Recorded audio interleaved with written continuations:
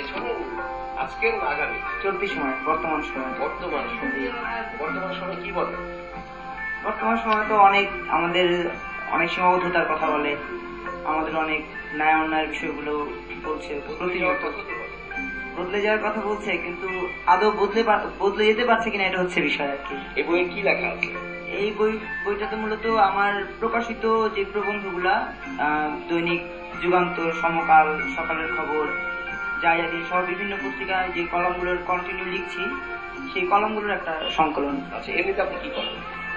আমি একটি অনলাইন পত্রিকার সাথে জড়িত, banglareport24.com এর সাথে জড়িত, আমি সম্পাদনা করছি।